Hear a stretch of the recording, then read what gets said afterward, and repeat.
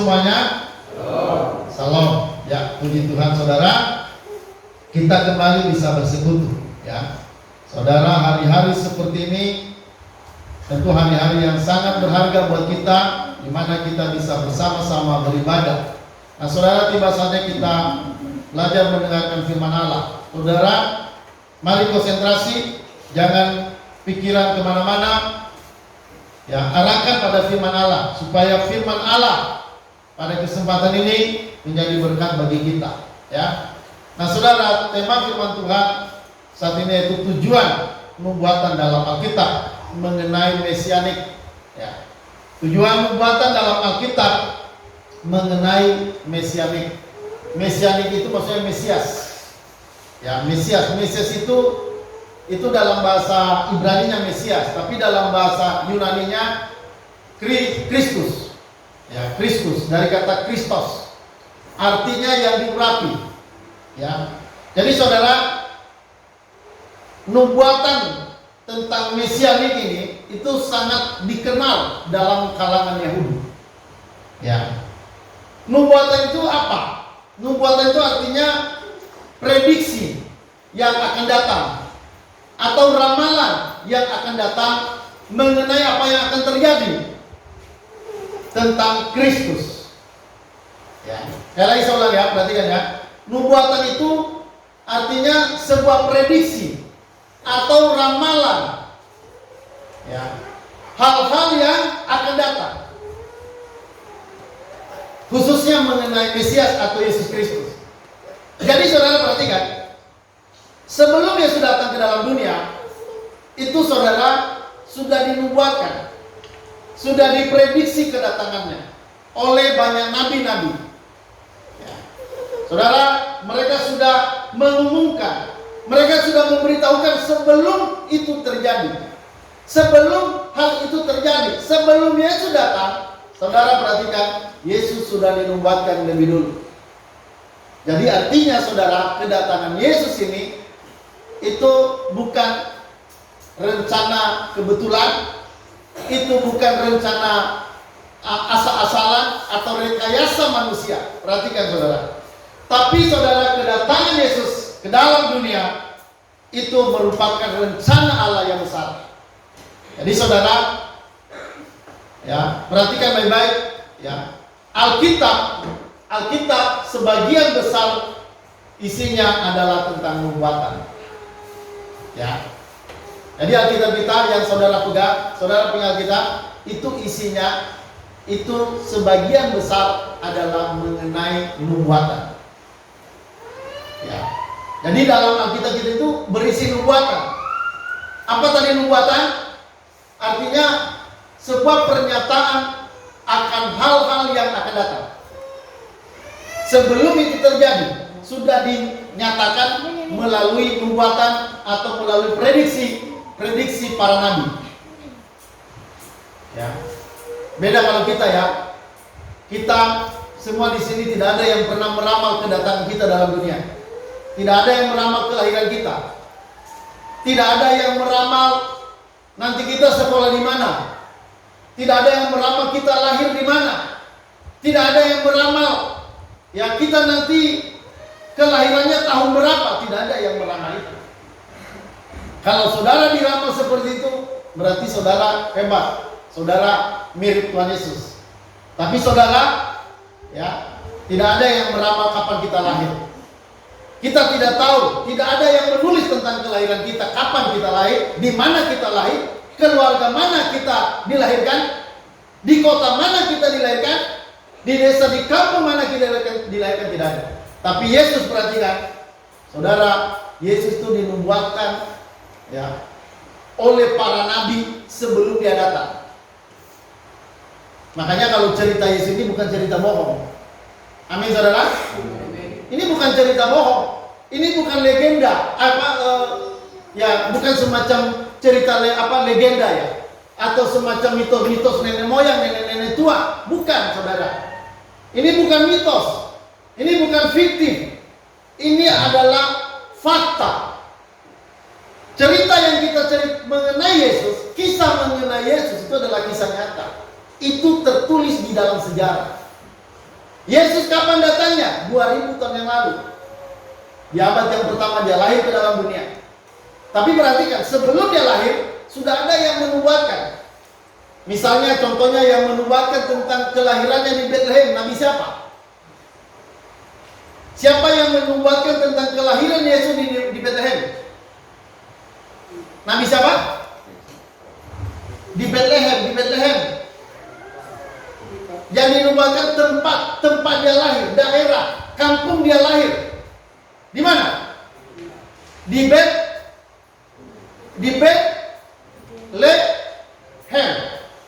Di Bethlehem.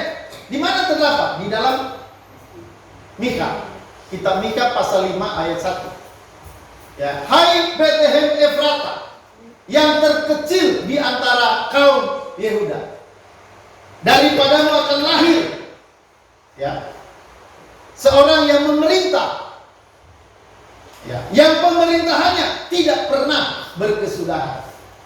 Jadi ada nabi yang menubuatkan tentang kelahirannya di Bethlehem, dan itu adalah Nabi Mika. Siapa yang memberitahukan Nabi Mika? Saudara, jelas itu ada ilham dari Allah.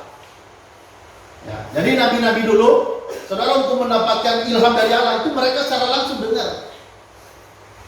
Ya, makanya kalau sekarang tidak ada lagi nabi yang seperti itu. Karena cukup itu sampai kita wahyu, Rasul Yohanes itu sudah ditutup. Tidak ada lagi nabi atau rasul yang bisa langsung mendengar suara Tuhan yang seperti pada perjanjian lama. Tidak ada. Sekarang Tuhan sudah berbicara, tinggal kita mendengar suaranya yang ada di dalam Alkitab kita. Halo, amin? Amin? Makanya Alkitab saudara, perhatikan, Alkitab saudara jangan dibuang-buang, jangan disobek. Itu harta yang termahal, lebih berharga dari laptop, lebih berharga dari HP. Alkitab itu harta yang termahal. Mungkin saudara hanya bisa beli dengan 70.000, tetapi sebenarnya nilai harganya itu tidak bisa hanya dengan 70.000 itu. Tidak bisa dibandingkan dengan harta apapun di dunia. Kalau saudara punya Alkitab, itu artinya saudara punya harta yang terbesar di dunia, Alkitab itu. Makanya Daud pernah berkata, firman-Mu melebihi daripada ribuan keping-keping emas dan perak. Halo, amin? Hanya Alkitab itu jangan sampai hilang, jangan sampai ketinggalan. Ada orang itu ketinggalan, dia nggak pusing-pusing lagi. Dia nggak pusing masalah ketinggalan kitabnya di mana, nggak peduli dia. Ya. Kenapa? Karena dia nggak melihat Alkitab itu hal yang mahal, itu barang mahal. Ya, saudara perhatikan, Alkitab sebagian besar isinya adalah tentang nubuatan. Macam-macam nubuatan, bukan yang nubuatan tentang Yesus, tapi termasuk nubuatan tentang bangsa, ada nubuatan tentang raja. Tetapi nubuatan yang paling mendominasi, nubuatan yang paling banyak adalah nubuatan tentang Yesus. Khususnya mengenai Mesias atau Yesus Kristus, ada lebih dari 450 nubuatan dalam perjanjian lama yang sudah digenapi. 450 lebih. Ini saya tulis karena yang saya tahu ya itu ada yang menulis 300 lebih nubuatan yang sudah digenapi. Tapi saudara, dalam penemuan beberapa teolog itu ada yang menemukan sampai 400 lebih. Ya, saya tulis di sini 450 lebih nubuatan-nubuatan perjanjian lama yang sudah digenapi. Bayangkan 450. Salah satunya tadi kelahirannya di Oke, kelahirannya melalui seorang perawan. Siapa yang menubuatkan itu? Nabi siapa yang menubuatkan dia akan lahir dari seorang gadis, seorang perawan, seorang anak darah? Siapa? Salah. Yere? Salah. Saudara Yesaya. Ya. Saudara Yesaya menubuatkan dia akan lahir dari seorang perawan. Ada nggak pernah saudara dengar nggak ada seorang perawan tidak menikah, nggak pernah berhubungan dengan seorang laki-laki, tiba-tiba hamil 9 bulan lahir anaknya di dalam dunia ini? Siapa perempuan yang pernah seperti ini di dunia? Isabel? Nggak ada, saudara, nggak ada. Isabella juga nggak ada. Ya. Tidak ada yang pernah di mana seorang seseorang dari rahimnya. Tidak mungkin, tidak ada. Dan itu hanya ada satu di dunia, yaitu seorang Maria, perempuan yang namanya Maria. Ya, saudara, tanpa disentuh, tanpa seorang pria, tanpa seorang laki-laki, tanpa hubungan seksual dengan seorang laki-laki yang namanya Yusuf, saudara, dalam keadaan seorang perawan, dia bisa, saudara, mengandung yang namanya Yesus. Jadi saudara, semua tentang kelahirannya, lahir melalui siapa, lahir dari keturunan apa, dari suku apa, itu semua sudah dinubuatkan. Halo, amin. Jadi tidak mungkin Alkitab kita ini sebuah rekayasa atau tulisan-tulisan dari manusia, tidak mungkin. Makanya kalau sampai saudara sudah dengarkan ini, tapi saudara masih tidak percaya pada Tuhan Yesus, nah itu namanya otaknya apa itu? Penuh kudis. Kalau sampai tidak percaya tentang keselamatan, padahal Alkitab sudah menulis tentang keselamatan melalui seseorang yang bernama Yesus Kristus. Saudara, ada begitu jelas tentang Yesus, kedatangannya, kelahirannya, sebelum dia lahir, sebelum dia datang dalam dunia, sudah diramal, sudah diprediksi tentang kelahirannya itu. Dan saudara, ada sekitar 450 nubuatan yang sudah digenapi. Nanti kita akan melihat beberapa nubuatan. Saya sudah menulis beberapa ayat-ayat nubuatan tentang kelahirannya, tentang apa dia di baju jubahnya diundi, ya dia nanti mati di antara para penjahat. Itu semua sudah dinubuatkan. Saudara, itu membuktikan itu adalah rencana Tuhan yang sempurna. Halo, amin. Rencana Allah yang sempurna.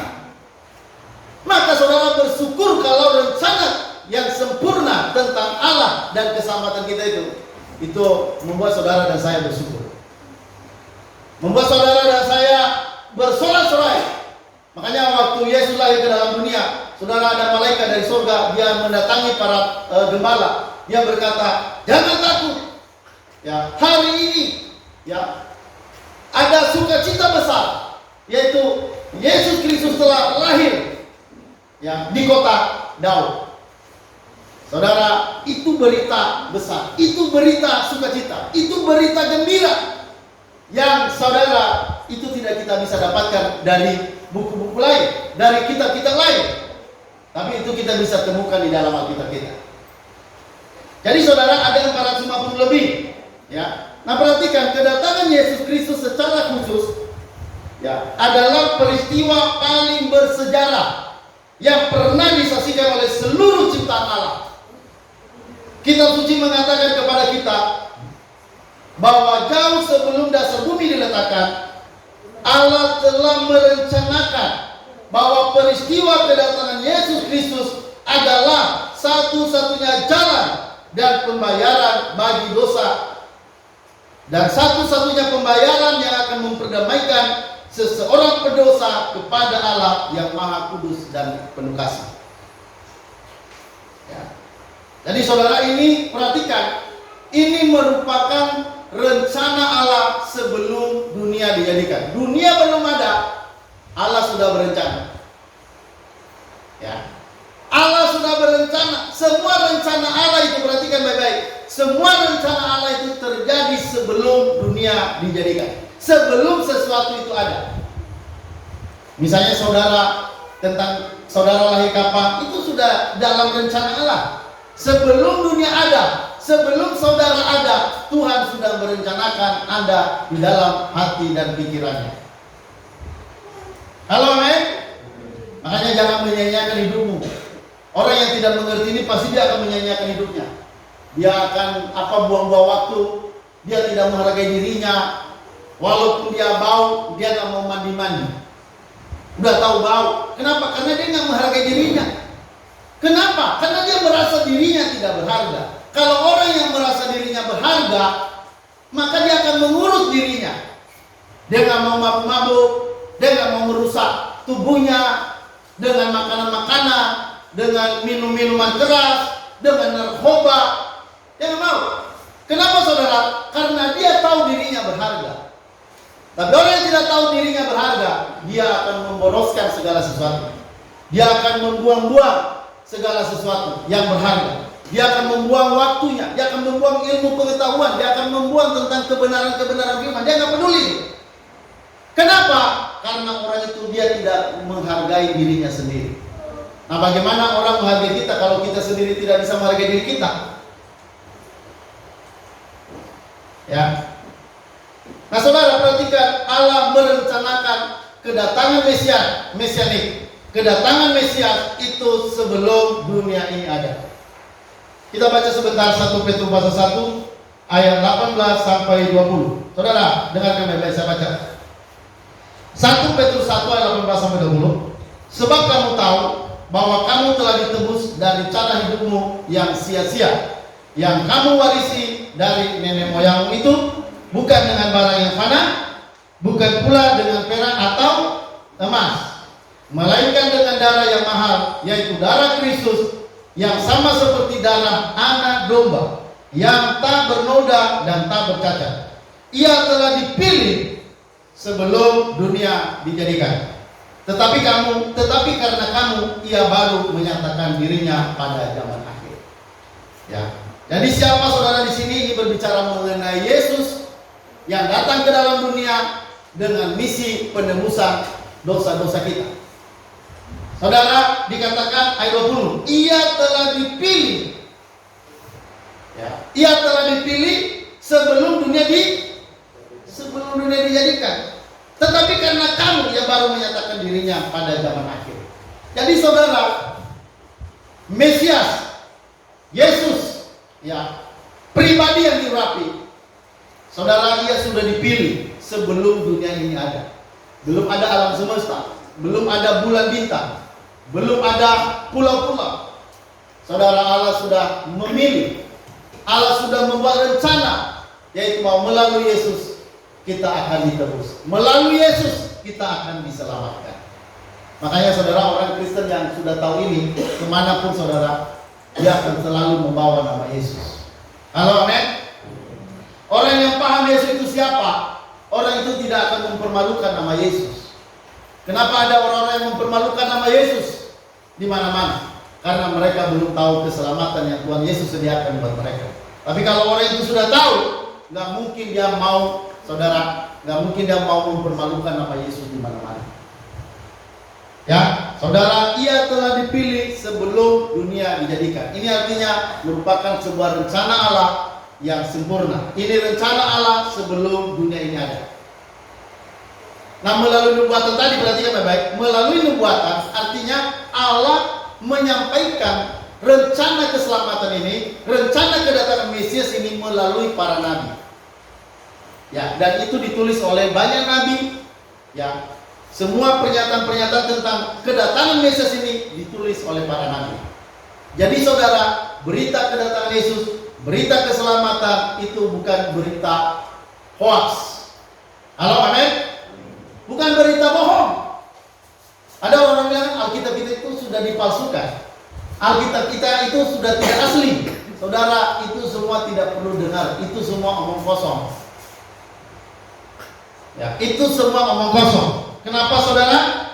Karena Alkitab itu jelas. Sebelum itu datang sudah dinubuatkan dulu. Dan apa yang sudah dinubuatkan itu sudah tergenapi hampir 450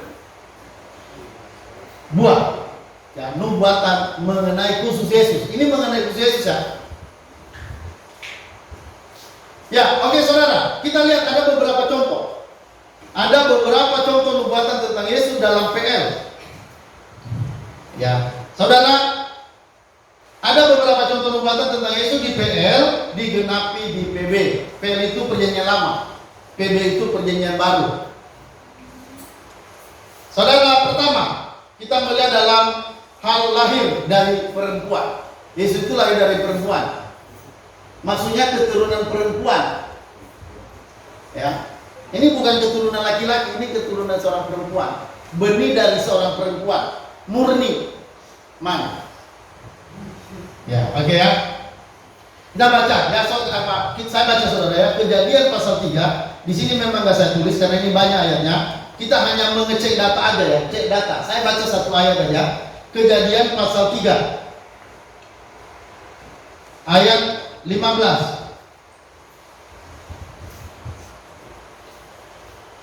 Ya, saudara, lihat dikatakan, aku akan mengadakan permusuhan antara engkau dan perempuan ini, antara keturunanmu dan keturunannya.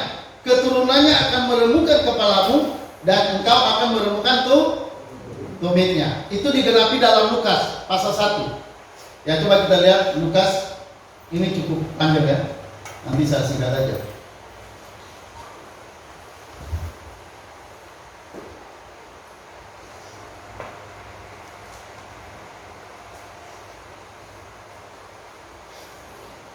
Lukas 1 ayat 26.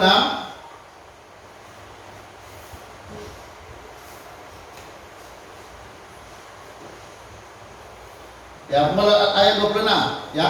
Lukas 1 ayat 26. Dalam bulan yang ke-6 Allah menyuruh malaikat Gabriel pergi ke sebuah kota di Galilea bernama Nazaret kepada seorang perawan yang bertunangan dengan seorang bernama Yusuf dari keluarga Daud. Nama perawan itu Maria. Ya. Ketika malaikat itu masuk ke rumah Maria, ia berkata, "Salam, hai engkau yang dikaruniai Tuhan menyertai engkau." Maria terkejut mendengar perkataan itu lalu bertanya di dalam hatinya, apakah arti salam itu? Ayat 30, kata malaikat itu padanya, "Jangan takut, hai Maria, sebab engkau beroleh kasih karunia di hadapan Allah. Sesungguhnya engkau akan mengandung dan akan melahirkan seorang anak laki-laki, dan hendaklah engkau menamai dia Yesus. Ya, ia akan menjadi besar dan akan disebut anak Allah yang maha tinggi, dan Tuhan Allah akan mengaruniakan padanya tahta Daud bapa leluhurnya, dan ia akan menjadi raja atas kaum keturunan Yakub sampai selama-lamanya, dan kerajaannya tidak akan pernah berkesudahan." Kata Maria kepada malaikat itu, "Bagaimana hal itu mungkin terjadi, karena aku belum bersuami?" Jawab malaikat itu kepadanya, "Roh Kudus akan turun atasmu, dan kuasa Allah yang maha tinggi akan menaungi engkau. Sebab itu anak yang kau lahirkan itu akan disebut kudus, anak Allah." Ya. Dan sesungguhnya Elisabet sanangmu itu, ia pun sedang mengandung seorang laki-laki pada hari tuanya, dan inilah bulan yang ke-6 bagi dia yang disebut mandul itu. Ya, jadi saudara, ini berbicara mengenai kelahiran Yesus dari seorang perempuan. Ya, nanti digenapi di kitab Lukas, dan itu adalah perempuan yang namanya Maria, seorang perawan. Makanya waktu malaikat bilang, "Kamu akan melahirkan," lalu saudara, Maria bertanya, "Bagaimana itu terjadi? Saya kan belum bersuami." Dan apa kata malaikat? Anak nanti yang akan kamu kandung itu adalah dari Roh Kudus. Jadi bukan dari Yusuf, bukan dari seorang pria. Makanya dikatakan keturunan seorang perempuan. Ya. Kalau kita kan keturunan dari seorang pria dan wanita. Nggak mungkin kita lahir tanpa seorang pria. Nggak mungkin. Ya. Atau misalnya ada jadi-jadian, dia seseorang yang lahir begitu saja jatuh dari langit. Tidak ada, saudara. Tidak ada orang yang pernah lahir seperti itu. Dalam dunia ini hanya dua kelahiran. Pertama, lahir dari keturunan Adam dan Hawa, yaitu kita semua manusia di seluruh dunia. Ya. Dan satu lagi lahir hanya melalui seorang perempuan. Ya. Kita ini keturunan yang lain dari pria dan wanita, ya, bapak mama kita yang melahirkan kita. Ya, tetapi Yesus, saudara, tanpa pria, tanpa suami. Itu keajaiban, dan itu tidak mungkin ada manusia yang bisa melakukan itu, bisa merekayasa itu, tidak mungkin. Halo, amin. Ya, oke saudara. Jadi di sini sangat jelas tentang nubuatan ini, saudara. Ini benar-benar dari rencana Allah yang dari semula. Nah, saudara, yang kedua, dia benih dari Abraham. Itu di dalam Kejadian pasal 12 ayat 3. Itu digenapi dalam kitab Matius. Ya, itu Kejadian pasal 12 ayat 3 itu dikatakan bahwa nanti aku akan memberkati engkau dan melalui keturunanmu. Jadi melalui keturunan Abraham Allah memberkati bangsa-bangsa. Keturunan Abraham itu siapa? Yesus. Nanti kita baca di dalam Matius pasal 1, dia dikatakan adalah anak dari Abraham. Jadi jelas dia ini anak siapa? Anak dari Abraham. Jadi nanti dari keturunan Abraham lah nanti sampai nanti lahirlah namanya Yesus. Jadi silsilahnya, keturunan dari mana itu jelas. Jadi nggak ada seorang Mesias yang lahir dari keturunan Batak. Nggak ada. Nggak ada Yesus atau Mesias yang lahir dari keturunan Manado. Atau dari keturunan kaum apa misalnya? Kaum Arab atau kaum apa mana? Tidak ada. Yesus itu jelas lahirnya melalui siapa? Dari keturunan mana? Dari perempuan mana? Itu semua sudah dinubuatkan. Ya, oke lanjut. Bani Isa, ya itu ada di dalam Alkitab, dalam Lukas pasal 3 itu digenapi. Ini semua sudah digenapi. Keturunan dari Yakub itu juga sudah digenapi. Pasal 5 dari suku Yehuda itu digenapi. Dia ini nanti ditelusuri dia benar-benar dari suku Yehuda. Ya. Nanti kan dari keturunan Abraham terus Daud, itu nanti ke apa? Ke selanjutnya. Itu semua dia berasal dari keturunan Yehuda. Lahir di Bethlehem. Itu yang tadi di dalam kitab Mika pasal 5 ayat 1, ya. Coba kita baca dulu sebentar ini. Biar apa? Karena ini sebuah apa? Nubuatan mesianik yang sangat terkenal. Ya. Ini sangat terkenal, jadi saudara kalau bisa hafal ini. Mika pasal 5 ayat 1. Ya. Oh ya, ayat 1 ya. Tetapi ya, Mika pasal 5 ayat 1, tetapi engkau hai Bethlehem Efrata. Jadi Bethlehem, hai yang terkecil di antara kaum-kaum Yehuda, daripadamu akan bangkit bagiku seorang yang akan memerintah Israel, yang permulaannya sudah sejak purbakala, sejak dahulu kala. Jadi nanti saudara digenapi di dalam dalam kitab Lukas, di mana saudara Yesus memang benar-benar lahir di Bethlehem. Saudara, kelahiran Yesus itu nggak mungkin kelahirannya di Bethlehem itu tidak mungkin bisa direkayasa oleh manusia. Itu jelas sangat tidak mungkin. Saudara, lahirnya di Bethlehem itu ketika apa? Situasi bagaimana pada waktu itu? Situasi sensus penduduk. Ya, dia siapa? Maria tidak tinggal di Bethlehem pada waktu itu. Saudara, semua penduduk pada waktu itu disuruh oleh kaisar siapa waktu itu, lalu semua penduduk mulai dari Yerusalem sampai ke mana itu harus saudara pergi untuk mencatatkan nama mereka, sensus penduduk. Lalu saudara tiba-tiba di perjalanan pas sampai di Bethlehem, saudara Yesus dilahirkan oleh Maria. Saudara, ada yang bisa merekayasa itu? Nggak bisa. Dan itu benar-benar terjadi, Yesus lahir di Bethlehem. Oke saudara, jadi itu banyak hal-hal yang menunjukkan sebagai nubuatan-nubuatan tentang Yesus dalam Alkitab itu digenapi. Ya. Lanjut saudara, sekarang di mana? Waktu kelahiran. Ya, itu dinubuatkan di kitab Daniel. Lahir dari perawan. Itu dinubuatkan di kitab Yesaya pasal berapa? Pasal 7 ayat 14. Itu digenapi di kitab Lukas. Ya. Saudara, waktu Yesus lahir ada pembunuhan anak-anak. Ada tangisan, ada ratapan. Dan sebelum itu saudara terjadi, itu sudah dinubuatkan oleh kitab Nabi siapa? Nabi Yeremia. Dan saudara nanti tergenapi di kitab Matius. Pada waktu itu saudara, Herodes saudara menyuruh semua orang yang berumur di bawah 2 tahun itu semua harus dibunuh. Itu terjadi. Jadi terjadi ratapan saudara di Israel, menangisi anak laki-laki mereka dibunuh oleh Herodes. Saudara, ini semua digenapi.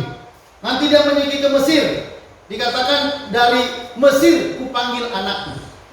Itu digenapi di dalam kitab Matius. Itu yang menubuatkan Nabi Hosea. Terus saudara, ayat 11 bagian 11 menyuruh utusanku. Sebelum Yesus datang saudara, pada waktu yang dekat kedatangan Yesus, lalu saudara Allah mengutus utusan yang merintis jalan bagi Yesus. Siapa namanya? Yohanes Pembaptis. Dia yang berseru-seru di padang gurun, persiapkan jalan bagi Tuhan. Jadi saudara, dinubuatkan siapa yang datang mendahului kelahiran Yesus dalam dunia itu, yaitu siapa? Yohanes. Dinubuatkan oleh siapa? Oleh Nabi Yesaya. Kalau saya lihat yang paling banyak yang menubuatkan tentang Yesus ini Yesaya, Nabi Yesaya. Makanya kitab Yesaya itu ada orang mengatakan kitab Injil kelima. Ya, kan kitab Matius, Markus, Lukas, Yohanes, satunya lagi Injil itu katanya kitab Yesaya. Kenapa? Karena terlalu banyak menubuatkan tentang Yesus di dalam kitab Nabi Yesaya. Oke saudara, lanjut lagi. Ya, dia sebagai putra Allah. Ya. Dalam Mazmur pasal 27, ya, mengenai kuperanakan. Ya, Allah memperanakan. Ya. Saudara, pelayanan di Galilea itu semua ada. Prototipe Musa sebagai nabi. Yang dikatakan dalam ayat ini, saudara, dalam Ulangan pasal 18 ayat 15 dikatakan bahwa akan ada orang yang akan dibangkitkan, ya, sama seperti Musa, yang akan menjadi pemimpin Israel. Saudara, ini dia sebagai prototipe Musa. Mesias ini merupakan prototipe dari Musa. Ya. Nah, ada orang-orang saudara mengambil nubuat ini untuk nabi-nabi mereka. Ya. Dan itu setelah disusuri, misalnya ada nabi masuk, ya, dianggapnya sebagai prototipe dari Musa, itu saudara tidak masuk. Kenapa? Karena nabi yang mereka masukin itu saudara dia bukan keturunan Yehuda. Karena nabi yang seperti Musa ini harus dari keturunan Yehuda. Sementara orang yang dimasukin itu untuk apa? Untuk meneguhkan nabi mereka, itu jelas bukan suku dari suku Yehuda. Itu suku dari luar, jauh. Maka nubuatan yang apa? Yang mereka sampaikan itu hanya nubuatan main-mainan. Oke saudara, begitu juga pelayanan dan khotbah, kesembuhan itu semua sudah dinubuatkan dan digenapi. Ditolak oleh orang Yahudi, itu juga digenapi. Menunggang keledai, ya, itu dalam kitab Zakaria, ini juga digenapi.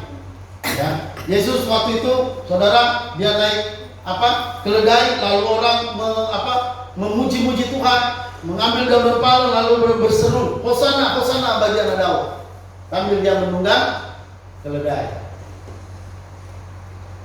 Dihianati oleh sahabat karib. Siapa yang mengkhianati dia? Siapa? Yudas Iskariot. Ya. Itu juga sudah dinubuatkan di kitab mana ini? Di kitab Mazmur pasal 41 ayat 9. Sahabat karibku yang yang memakan rotiku telah melawan aku. Ya. Saudara, dia dijual dengan 30 keping perak. Itu ada juga di kitab mana itu? Kitab Zakaria. Ya. Yesus dijual dengan berapa? 30 keping perak. Uangnya nanti diambil oleh siapa? Yudas. Lalu Yudas membawa uang itu kemana? Dia pulangkan kepada para imam. Ya, lalu orang imam itu tidak mau ngambil lagi. Lalu saudara, akhirnya katanya uang itu dibeli untuk tanah kuburan. Ya. Oke saudara, selanjutnya dia tidak membuka mulutnya ketika dia dicecah, dimaki, dipukul, diludahi. Itu semua sudah dinubuatkan dan itu sudah digenapi. Dipukul dan dianiaya. Ya. Selanjutnya 22, dibenci tanpa alasan. Mati ganti kita. Itu semua ada di dalam kitab Yesaya. Ya, mati di antara para penjahat. Yesus mati, ya, waktu itu ada berapa orang yang disalib? Ada 3 yang disalib. Sebelah kiri, sebelah kanan, Yesus di tengah. Yesus dia mati di antara para penjahat.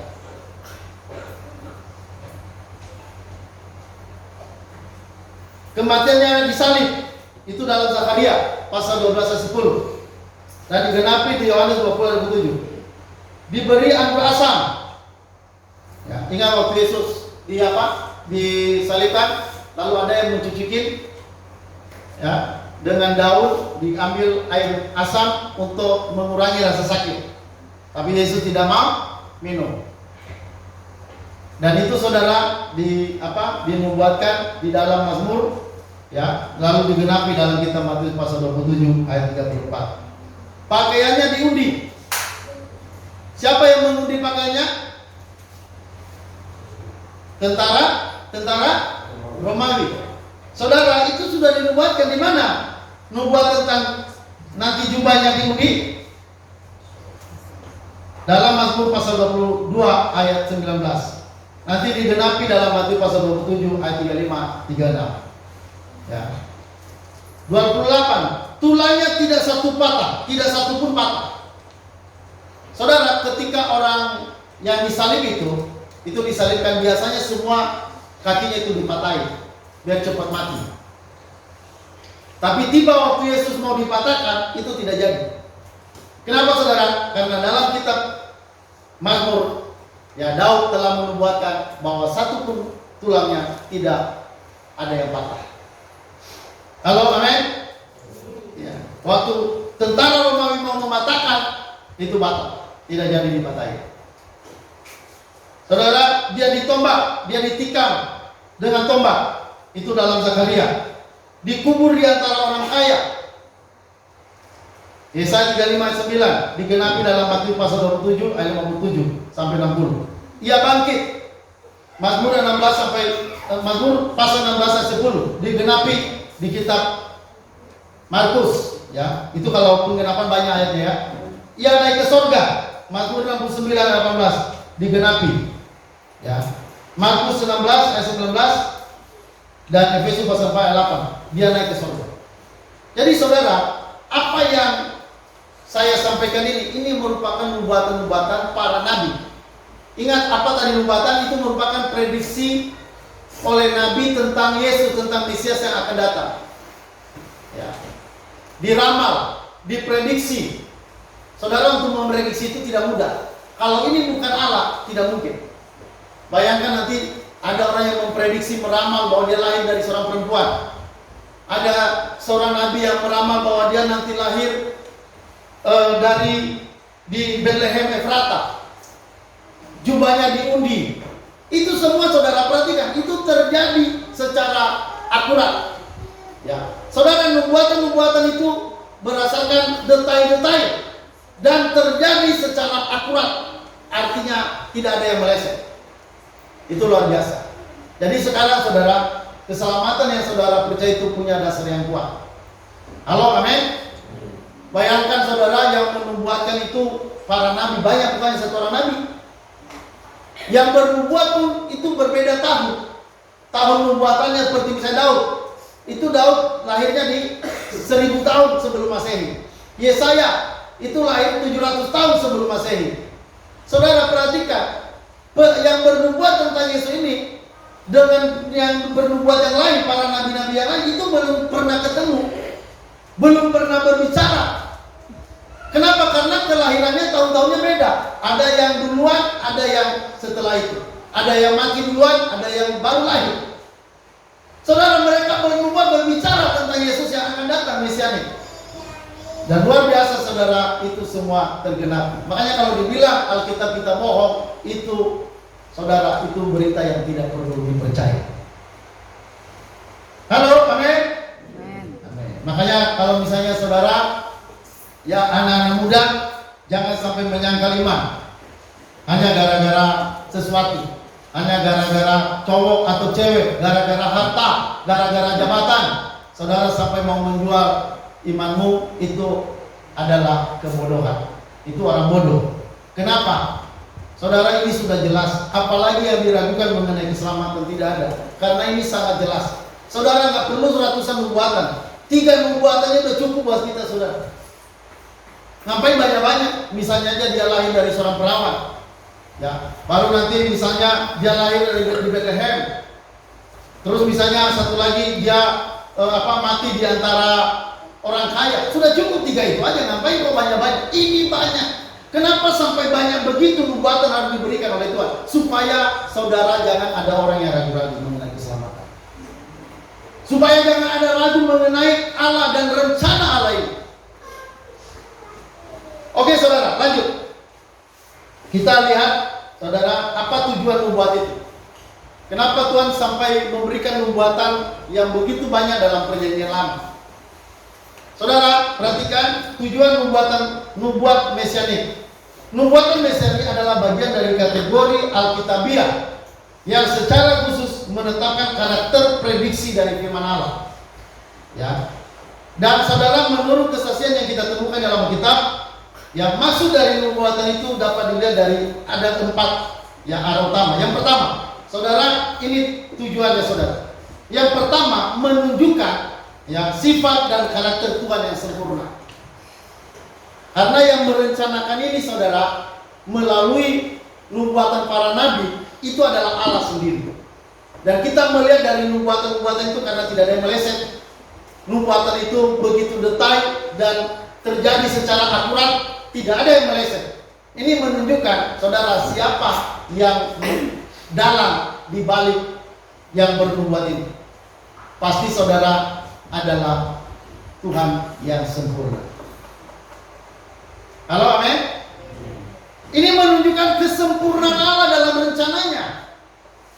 Keselamatan itu juga saudara bukan hanya semacam rencana biasa. Jangan pernah berpikir rencana keselamatan dari Allah ini adalah rencana biasa. Tidak saudara, ini rencana yang sangat luar biasa dari Tuhan. Makanya berita seperti ini harus terus-menerus disampaikan kepada orang. Ya, saudara, guru-guru sekolah minggu, orang-orang tua, ini harus mengajarkan secara dalam kepada anak-anak kecil. Mulai dari anak-anak kecil berita ini harus disampaikan. Jangan anak-anak kita besar tanpa pengenalan akan Tuhan, tanpa pengenalan hal-hal tentang Yesus yang dinubuatkan yang akan datang ke dalam dunia ini. Jadi saudara, nubuatan menunjukkan sifat dan karakter Tuhan yang unik, asli, bijaksana, tanpa batas, dan tidak dapat diubah dalam firman-Nya. Saudara, jadi ini menunjukkan tentang kealahan yang sempurna.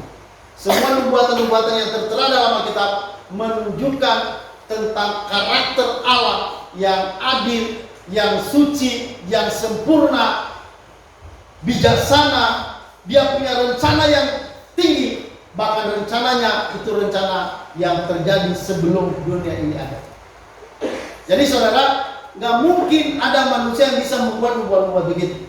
Nggak mungkin ada nabi-nabi yang bisa mengarang sendiri cerita itu. Bagaimana mereka bisa karang cerita itu kalau dengan kemampuan mereka sendiri?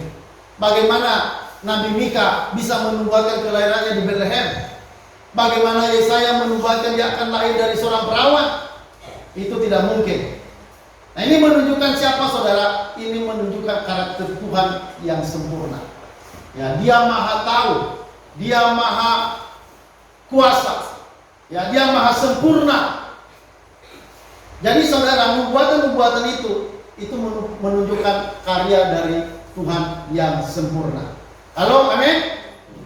Ya, coba saudara kita baca Bilangan pasal 23 ayat 19. Allah bukanlah manusia sehingga ia berdusta, bukan anak manusia sehingga ia menyesal.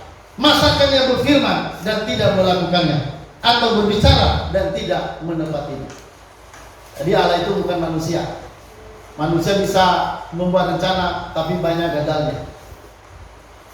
Ya, saudara, Allah bukan manusia yang bisa berbohong. Allah bukan manusia yang membuat janji dan tidak menepati. Ya.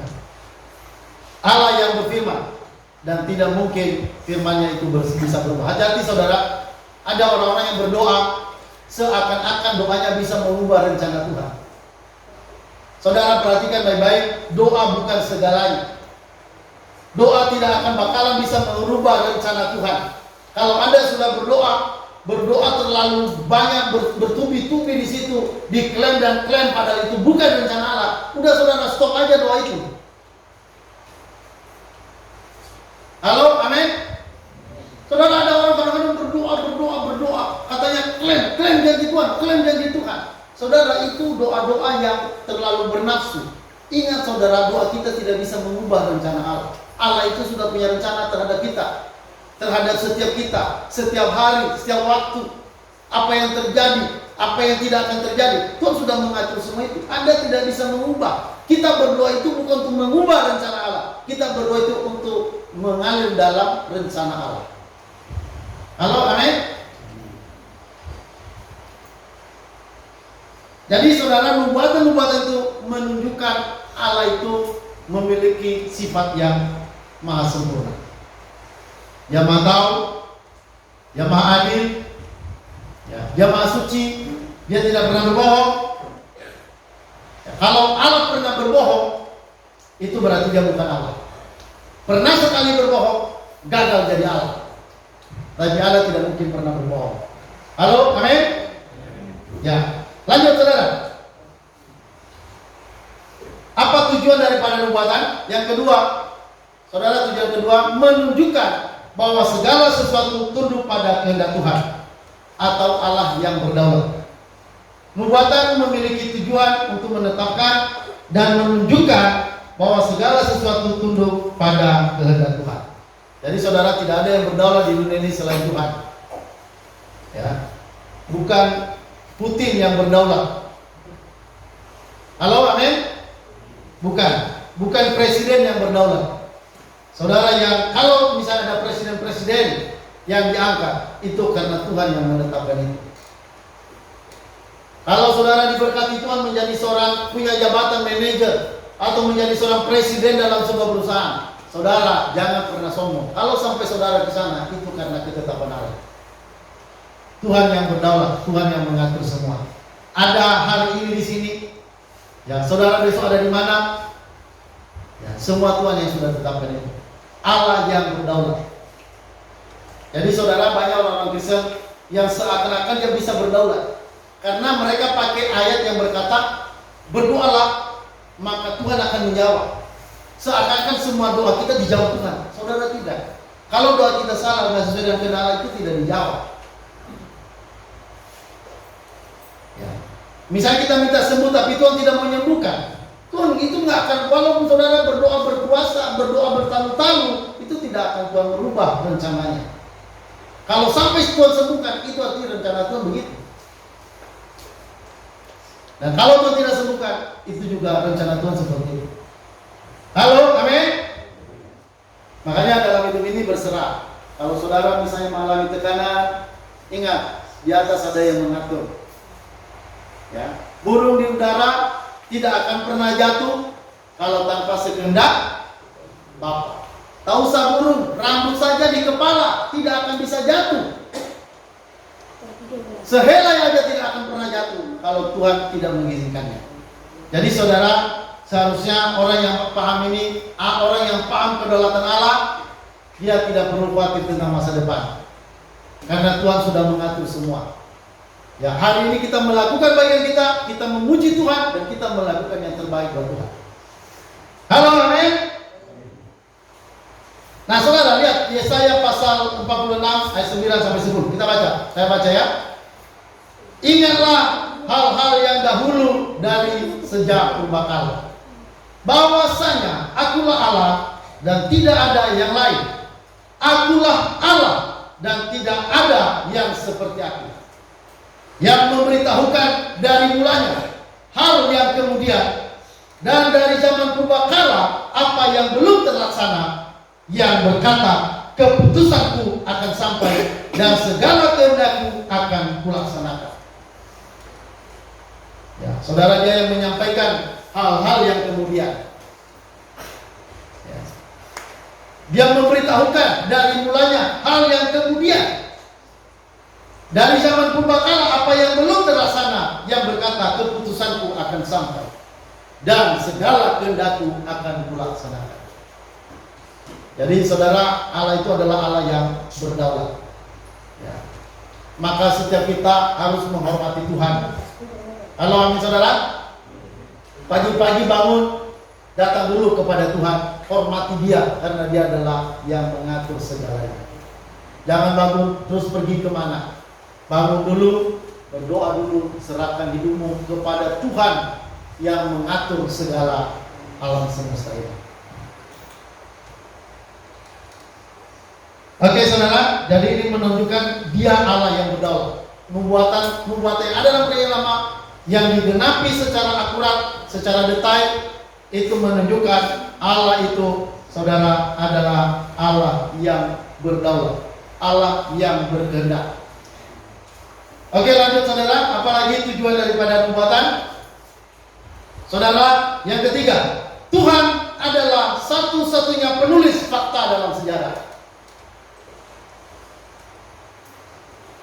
Jadi yang menulis sejarah itu, saudara, bukan ada manusia yang bisa menulis dan mengarang, mencetak sejarah. Bukan. Tuhan yang menulis sejarah. Termasuk Alkitab kita ini, saudara, para penulis itu diilhami oleh Allah. Tidak mungkin ada para nabi yang bisa mengatakan hal-hal yang di kemudian hari. Tidak mungkin. Kalau itu bukan Allah yang menaruh itu di dalam mulut mereka, dan nanti itu sampai dicatat di dalam kitab suci. Ya, jadi penulis Alkitab dan penulis sejarah dunia ini, yang mengatur segala hal dunia ini, yang mengangkat raja-raja dan yang memecat merendahkan para raja, yang meninggikan seseorang dan merendahkan seseorang, itu semua adalah Tuhan. Saudara, kehidupan kita pun sudah ditulis hari-hari sebelum hari-hari itu terjadi. Halo, amin. Ya, hari-hari kita di kemudian hari itu Tuhan sudah tulis dalam kitabnya. Ya. Ada kadang-kadang orang yang ingin tahu masa depannya. Saking mereka ingin tahu, mereka pergi ke dukun. Tanya, ya, Bu dukun, nanti saya ini jadi apa ke depan? Bu dukun bilang, kau nanti jadi polisi. Ya. Nanti Bu dukun lagi bilang, kau tidak berguna. Akhirnya orang itu pergi dan dia hanya melihat dirinya tidak berguna. Kemana-mana dia merasa dirinya tidak berguna. Dia percaya pada apa kata dukun. Ya. Saudara, kita tahu masa depan kita penuh pengharapan. Itu adalah janji Tuhan untuk kita. Kita akan banyak tahu hal karena kita bukan Allah, tapi kita berserah kepada rencana-rencana Tuhan. Apa yang Tuhan rencanakan hari ini, ya, apa yang sudah terjadi, itu sudah merupakan rencana Tuhan yang sudah terjadi dalam diri kita. Yang di depan kita belum tahu, kita serahkan penuh kepada Allah. Makanya kita harus beriman pada Tuhan saja. Ya, bukan pada dukun, bukan pada orang pintar. Ya. Karena saudara, yang menulis sejarah ini bukan manusia, tapi penulis sejarah itu adalah Tuhan Yesus atau Allah kita. Saudara,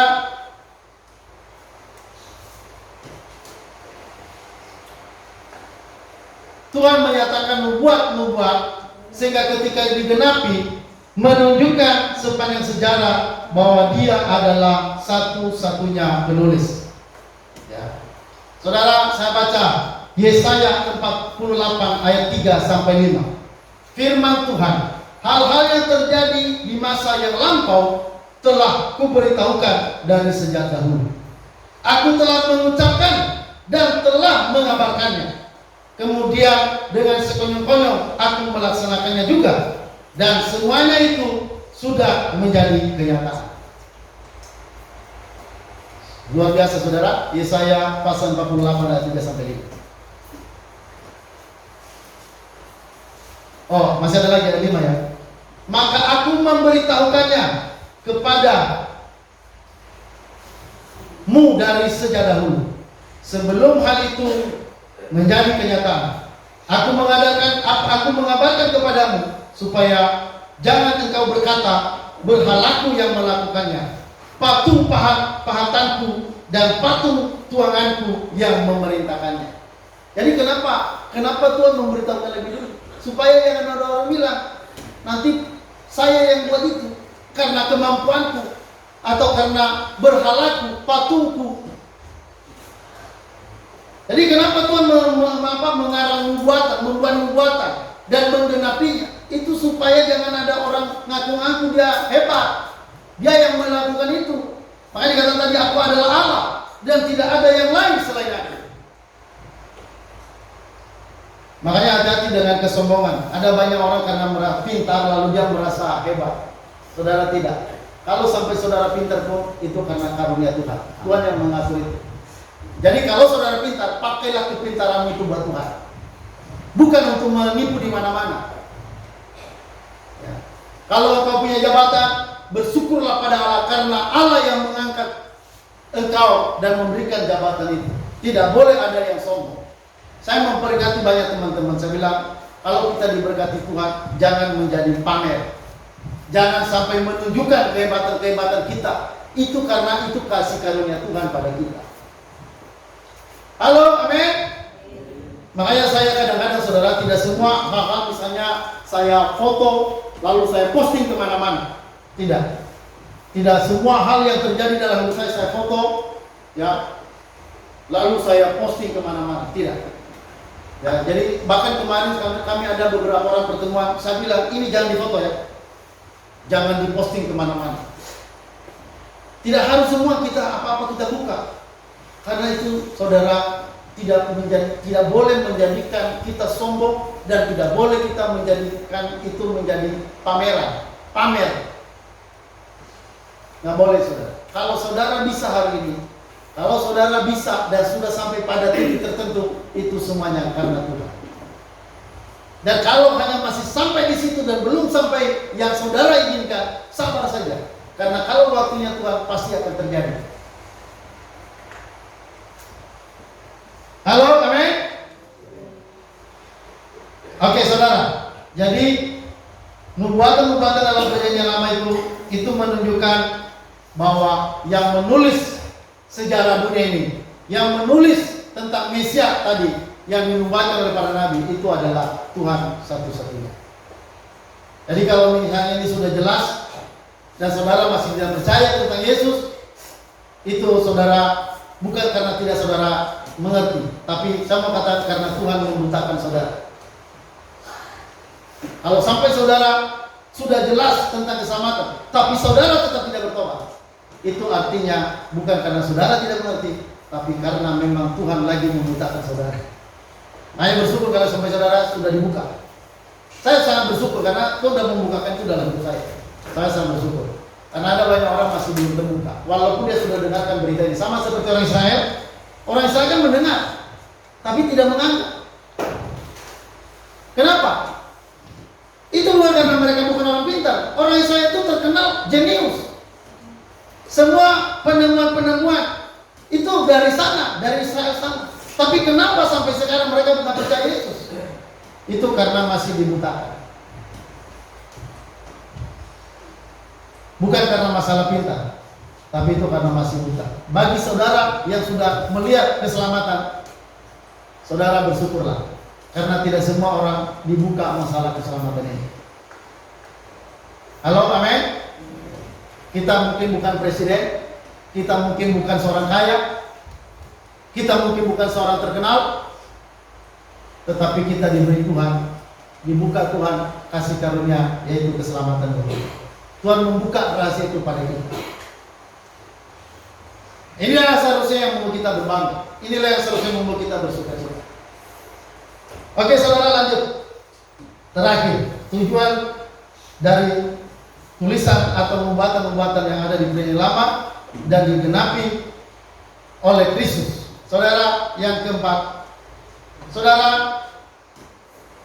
mereka menetapkan kriteria. Jadi nubuatan-nubuatan itu, saudara, untuk menetapkan kriteria khusus dalam mengidentifikasi Mesias secara jujur.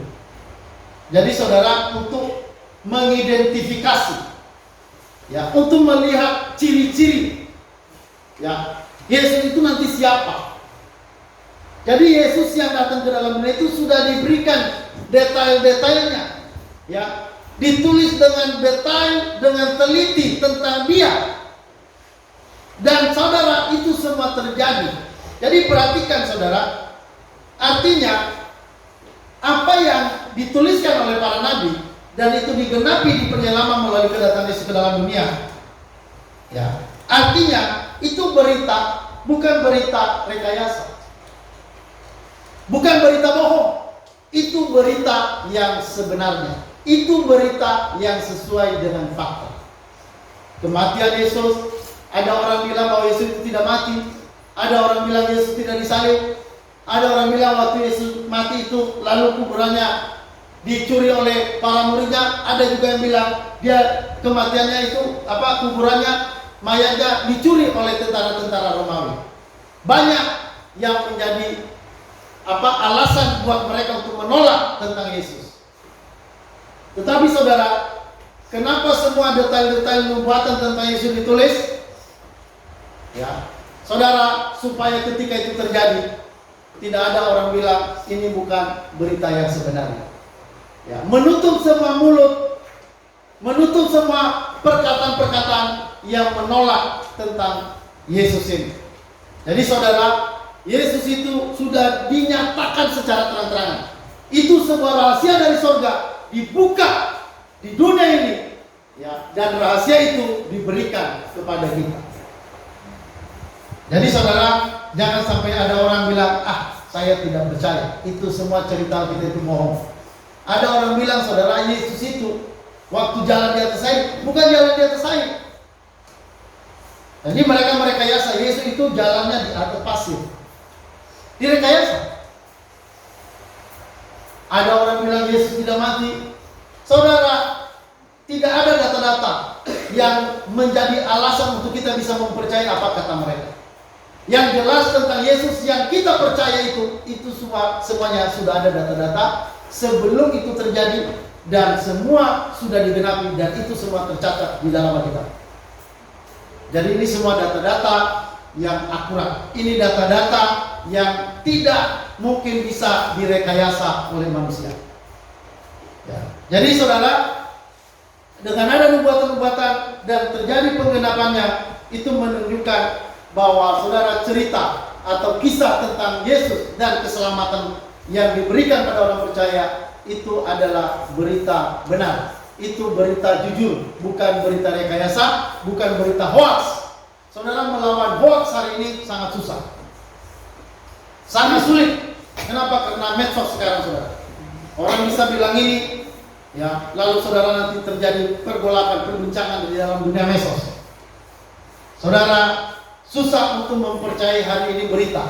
Tetapi saudara, kita puji Tuhan, kita punya Alkitab yang beritanya akurat, beritanya benar, berita jujur, berita yang tidak pernah bisa direkayasa oleh siapapun. Saudara, terakhir kita baca, ya, dalam Roma pasal 1 ayat 2 sampai 4. Injil itu telah dijanjikan sebelumnya dengan perantaraan nabi-nabinya dalam kitab-kitab suci. Jadi Injil yaitu Kristus, ya, itu saudara sudah dijanjikan sebelumnya dengan perantaraan para nabi. Tentang anaknya yang menurut daging diperanakan dari keturunan Daud, dan menurut Roh Kudus dinyatakan oleh kebangkitannya dari antara orang mati, bahwa ia adalah anak Allah yang berkuasa, Yesus Kristus Tuhan kita. Jadi berita tentang Yesus, nubuatan tentang Yesus, itu semua sudah saudara digenapi, sudah disampaikan sebelum itu terjadi. Jadi kalau sekali lagi, kalau sampai ada orang dengarkan berita ini tapi masih tidak percaya, berarti orang itu memang masih dibutakan. Kalau saudara masih ogah-ogahan terhadap keselamatan, masih ogah-ogahan terhadap Tuhan Yesus, saudara berdoa, ya, minta anugerah Allah untuk membuka pikiran hati saudara dan kesungguhan saudara untuk menghormati Dia yang telah berkorban untuk menyelamatkan kita. Saudara, jangan main-main. Kenapa? Karena apa yang kita dengarkan ini itu semua kisah nyata. Sama dengan kelahirannya nyata, kebangkitannya nyata. Saya mau katakan surga itu juga nyata. Selain surga nyata, neraka itu juga nyata. Halo, amin. Semua yang ditulis dalam kitab itu nyata, real. Itu apa adanya. Itu berita yang sejujur-jujurnya. Sekarang saya mau katakan, saudara, surga di mana Tuhan Yesus akan datang kedua kali, itu kita akan tunggu. Saudara, Dia akan datang segera, dan setiap orang percaya akan dibawa ke tempat Dia, supaya di mana Dia berada, kita juga berada. Dan bagi orang tidak percaya akan dibuang selama-lamanya ke dalam api neraka. Jangan terlambat ambil keputusan untuk mempercayai Yesus dalam hidupmu sebagai Tuhan dan Juru Selamat hidupmu. Oke saudara, itu aja firman Tuhan yang kita bisa dengarkan pada pagi hari ini.